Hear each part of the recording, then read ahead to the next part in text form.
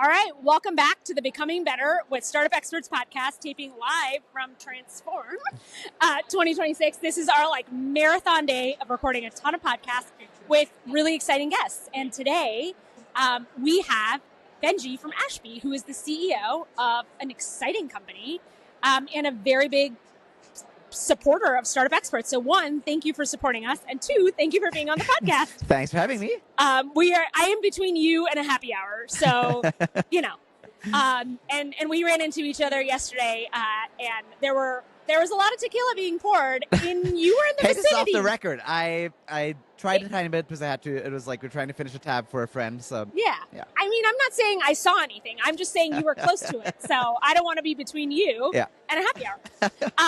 I joke. And I was in a gym at 7 a.m., 6:30 actually. I tease, of course. Yeah. Tell me, Ashby is a name that has become synonymous with ATS and become synonymous with using AI internally. Yep. And then really sharing your best practices with clients. Can you tell me about the journey of Ashby, when you started it, and the founder side of it? Yeah. So my co-founder and I, we left our jobs in late 2018. Okay. My background before was software engineering. I was a director of engineering in my last role. Spent all my time hiring engineers and had a lot of pain points with the existing tools out there. So it was a lot of first-hand experience, and then talked to about 100 TA teams, and there was a lot of stuff happening at the time in the market where, recruiting operations was becoming a thing. Recruiting teams were working much more with data. They were buying more separate tools, not just ATS, but a sourcing, a scheduling, an analytics tool. And so we looked at the whole market and we felt like there was a really good opportunity to build something from scratch. And then we took a couple years with a tiny, pretty small team, kind of building the foundation of the product, and we really only started taking the market properly 2022.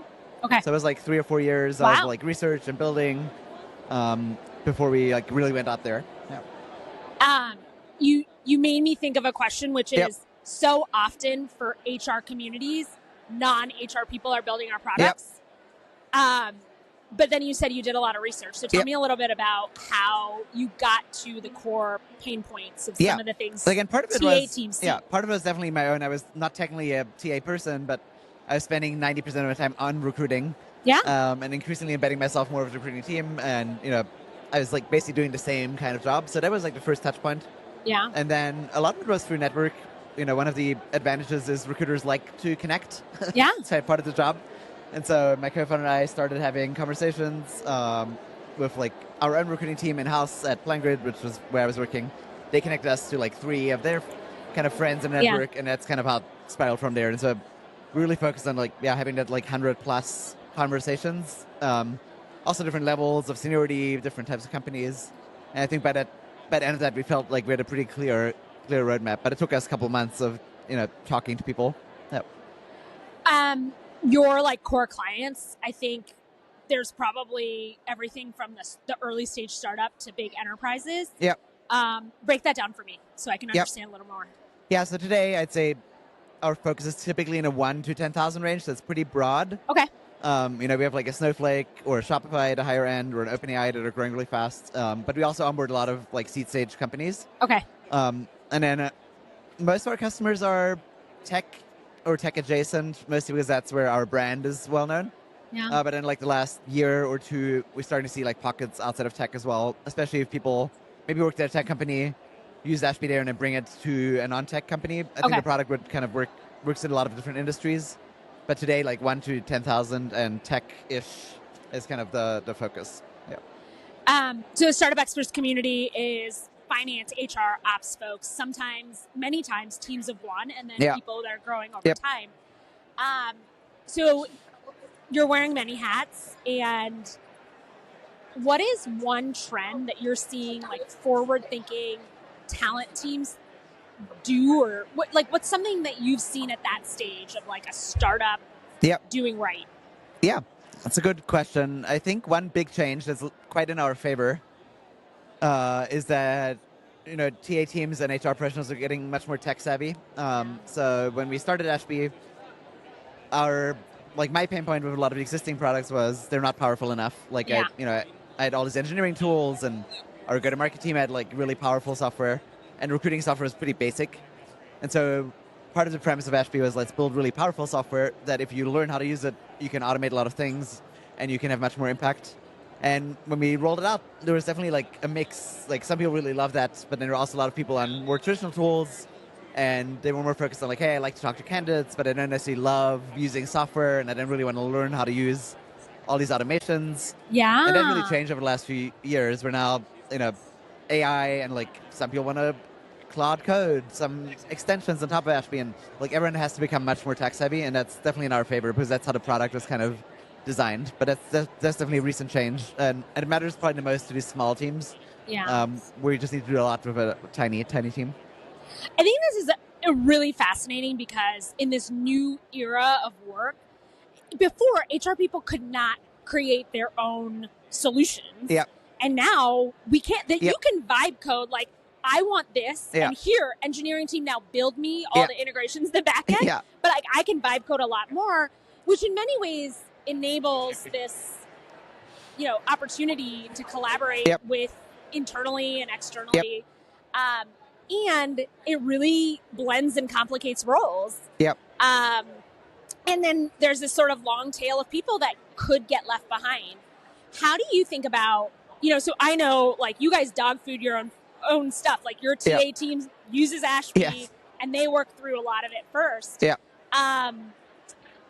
If there was like one piece of unlock, right, that you could give a small startup team on what they could do with Ashby that they couldn't do before, like what would that be? It's a good question. It's hard to figure out kind of one particular thing because I'd say the focus areas are fairly different. We have a lot of non-AI features, but some of the AI features are some of the more interesting things because they allow you to, for example, deal with like a really large amount of inbound, which actually a lot of early stage companies even get for roles. Yeah. And like efficiently filtering through that, which I think for a lot of startups in the past, inbound was like a tricky channel because it's so noisy.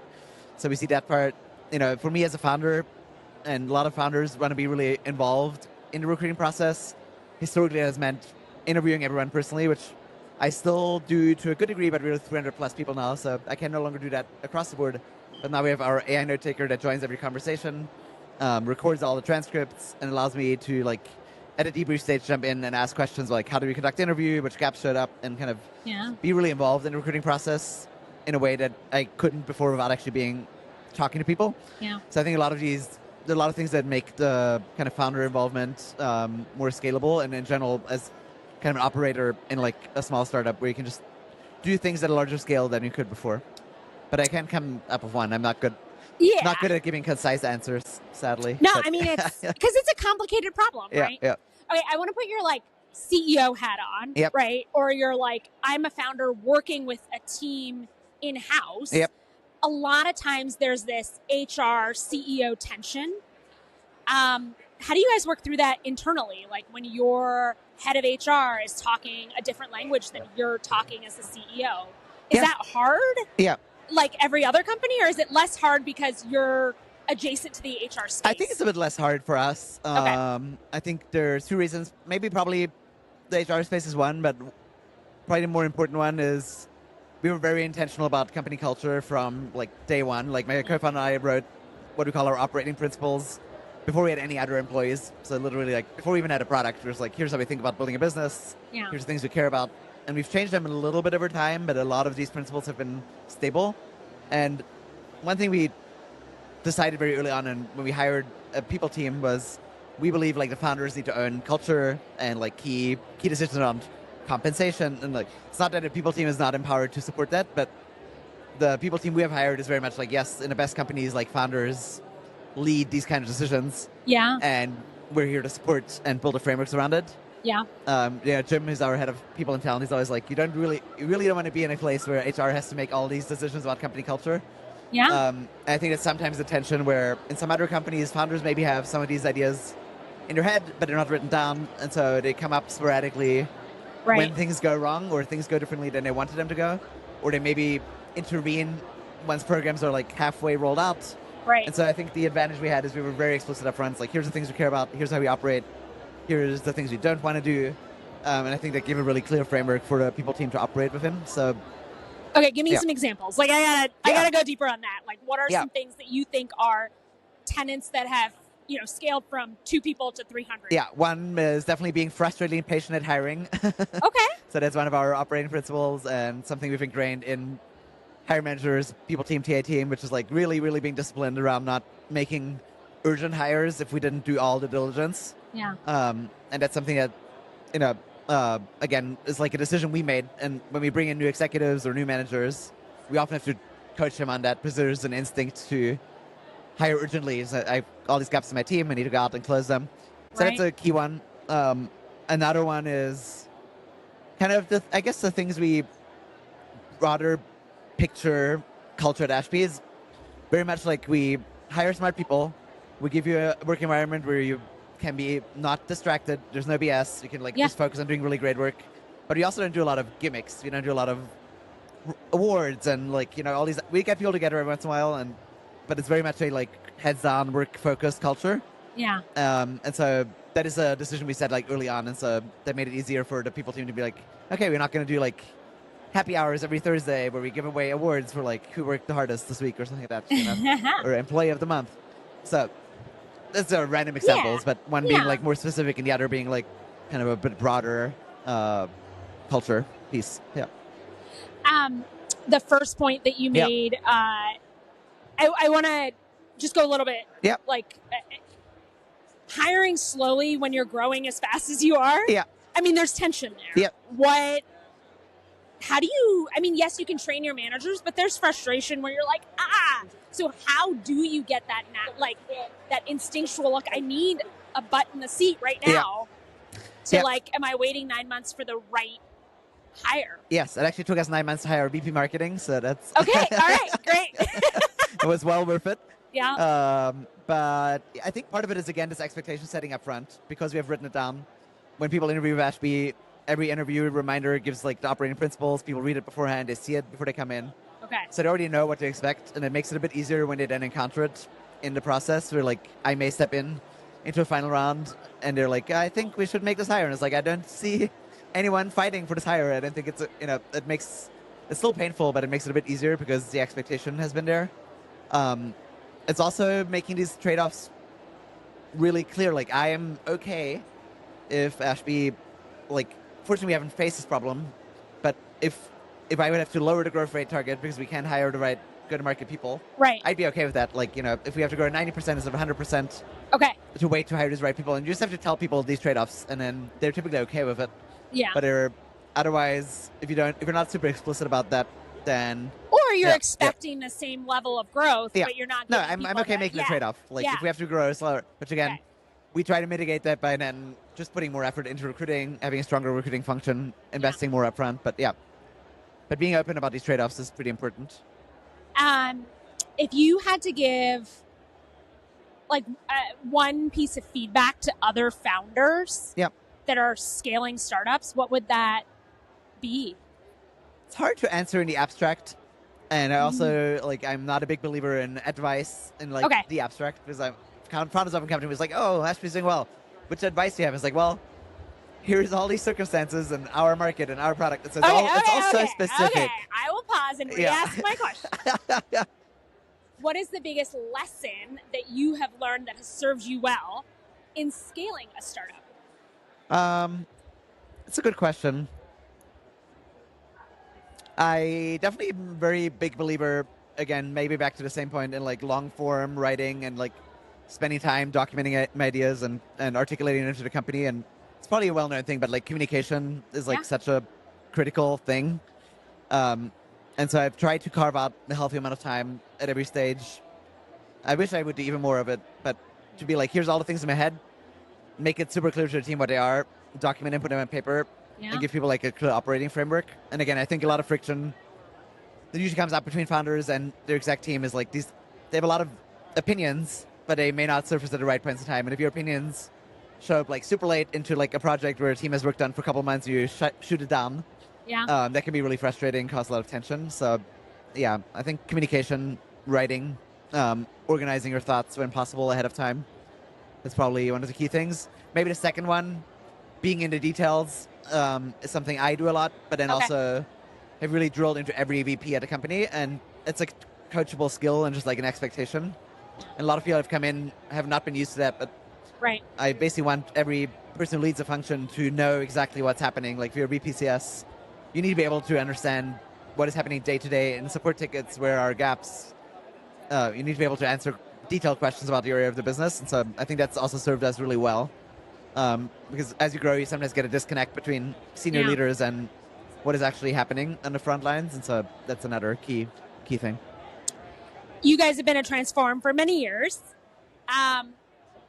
What's different this year in your just sort of assessment of things and the world we live in versus last year? Like, what's some of the biggest? That's a good question. I'm not sure if I have a, feel like it's growing every year. I think it's actually true. I verified that yesterday. And then I think in terms of, the topic, the topics are obviously different. Last year felt very much like AI is still this experimental thing. Yeah. Now it's very much moved into, everyone's trying to operationalize it with varying degrees of confidence. Yeah. That's probably like the biggest trend right now, I'd say. And I think most people are still figuring it out. And then there's like people are different levels of open about how much they're still figuring it out versus like have good process in place around AI adoption. But that's probably the main thing this year. I think I would agree, right? Yep. It's like people are in these tools. How far they've progressed in the tools might be different, but it's no longer like, oh, I've never touched this stuff at all. You're a big supporter and sponsor of Startup Experts. What made you choose this organization over the many places you could probably, many people that are probably asking for your money? Yeah, it's a good question. I think we had a few key ideas around how we wanted to go to market with Ashby when we started. One was we wanted to build this like more sophisticated product. We said, hey, the current products are limiting. We want to make these more powerful things that people can customize and automate a lot of things. And we also felt like if we're doing that, we want to bring the people along with that, because again, there was like a little bit of a gap in the market between where all of TA teams need to go and then the skill level around technology. Right. And so a big part of it is like education and how do we teach people how to be better. And I think that's a big part of what you all do, right? Is like, how do we up-level teams? And so for us, it goes hand in hand with like, we provide this really powerful product, and then we need to up-level people and create community where they can meet other operators and become better at their job to get the most out of the tools. So I think that community and education piece are like the two things that stand out. And I think the like give it forward, it's gonna, lift all boats mentality is a very big part of the culture of the Startup Experts community, which I see you guys doing, right? You're out there and you're saying, hey, this is what we've learned and learn from us, and we'll give you all our tools and our templates. I agree. What are you going to think more about when you leave Transform? Like, what's something that's like on your mind that you're like, oh, I want to research or noodle more on that? I think it's too early to answer. For the record, we're like only I know, one we're day like in, only so 24 hours in. Okay. And I feel like we're generally, thanks to you all and other, our own first-party community, I feel like we're pretty surrounded by community. So I feel like it's more of a continuation of the things I've been hearing. So I don't know if I have like totally novel things that I'm walking away with just yet. I think there's a lot of just similar themes of like, again, the very exciting thing to me is that people actually want to build things now. Like, again, if I go back to early days where people are like, oh, maybe this tool is overwhelming. Now we hear the opposite. It's like, how can I do more in Ashby? How can I customize more? How can I build things on top of it? So that's something we're really leaning into, and that I'm excited to do more of. Cool.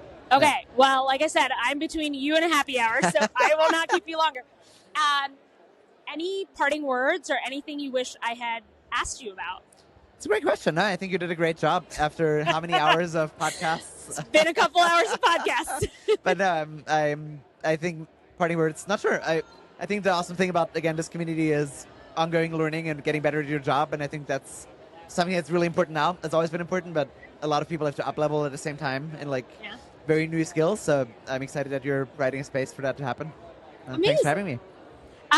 Thank you for all the support, and thank you for being here, and thank you for being the friendly face, because, every time I run into you, it's always exciting, but I think that the Ashby team in general is like, gives off that vibe. I think that's it for today. So, Awesome. thank you all for joining us. The rapid fire mini marathon of podcasts from Transform, and like I said before, Startup Experts community of 2,500 operators within startups. And so we are excited to be here live. And thank you again. Awesome. Thanks for having me. Awesome.